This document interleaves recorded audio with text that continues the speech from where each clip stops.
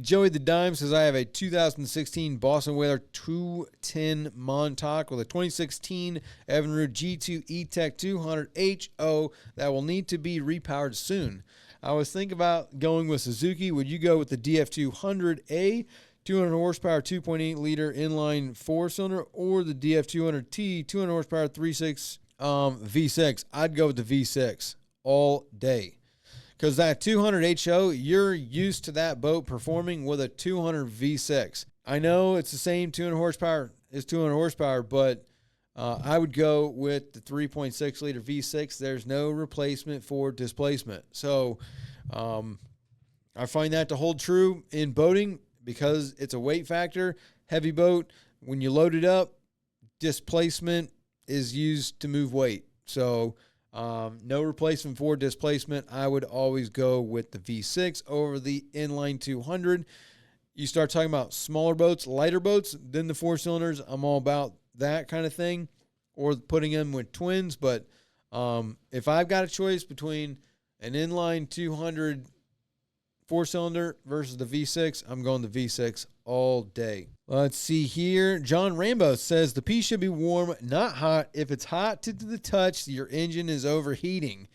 I mean, I guess to a point. It depends on the engine. That's the thing about boating. There's always variables because what you don't think about is that what engine are we talking about? Because some engines, that Telltale is going through the, let's see, what all does it go through?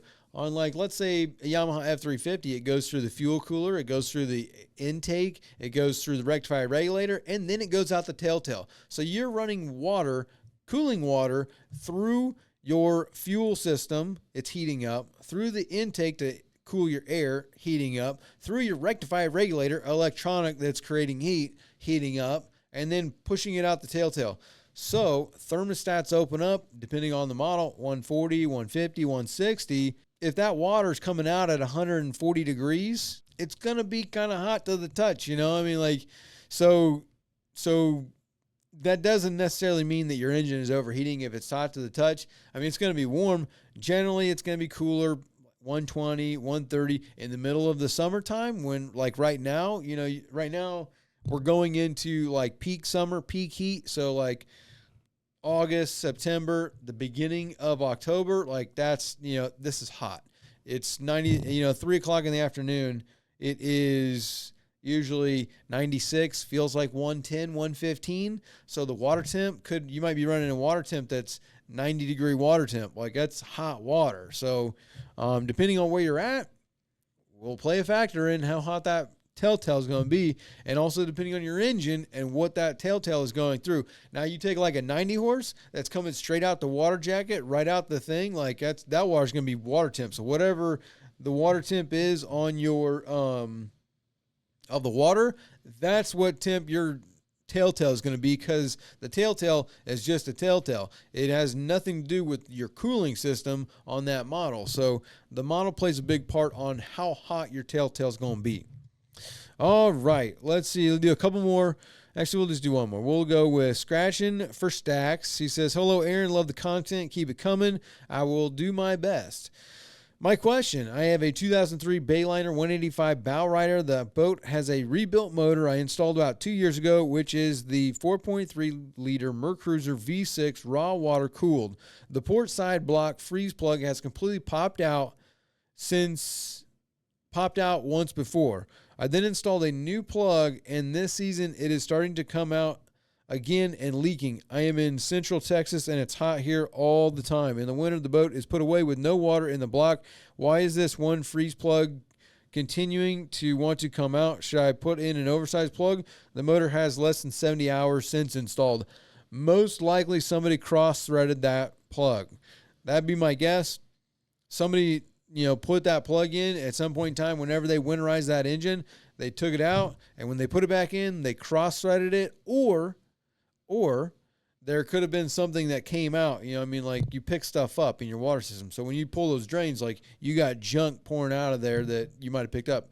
Grass, sand, dirt, whatever. Like you're sucking stuff up off the bottom, all the time when you're running, especially if you're running shallow. So if there was, say, some sand came out, right? and that sand is now in the threads. You put the plug in there and it starts getting tight. You put the wrench on there and you give her the beans and go ahead and put it in there. You probably tore up the threads. And now, when it got put in there, it's tight, good to go, no problems. When you take it out, all the threads come out with it and it's probably stripped out. So, tapping it and putting a new oversized one, that would work. Or hopefully you can inspect it, get down there with a mirror and a flashlight and look up in there and take a look at what those threads look like. If there are still threads there and they're not in bad condition, with your new plug, put Teflon tape on there. That'd be fine. You put some Teflon tape on there, that's going to put it's going to put something that's going to help to seal it and get the threads to get tight. So that's what I would do. I would pull it out and look up in there, see what those threads look like, and then Teflon tape that plug, stick it back in there, and then that should hopefully fix the issue. That's what I would do with a lot of, those are little old tricks like you do, like when you've got worn out threads or something, Teflon tape or putting something in there, you put a screw in something and it's stripped out, stick a zip tie in there and send your screw in that zip tie, and that screw, it's going to go in on that zip tie and it's going to get tight. So there's multiple different ways to skin a cat. So that's what I would do. Most likely them threads are messed up. Hopefully they're not messed up too bad and the Teflon tape trick would work, but you don't know till you get down there, take it out with a mirror, flashlight, check it out. That's it for this week, you guys. We'll see you guys next week. Hey there, sorry to take you away from the video, but real quick, did you know that on average a boat owner will spend between $1,000 and $5,000 a year just on servicing their engine? And you could actually pocket and save a lot of that money if you would just do the service yourself. It might seem like a daunting task, but I guarantee you virtually everyone can do it with our guidance and the Boaters program. This is just one skill that you could learn inside the program, because we have hundreds of other videos teaching you all kinds of boating skills, as well as a weekly live stream where we have questions and answers with me, as well as a chat feature where you can send videos and pictures, ask all kinds of questions, or look for some advice or some guidance on a project that you're doing on your boat. You can join the program by hitting the first link in the description, clicking join, or visiting bornagainboating.com. Now back to the video.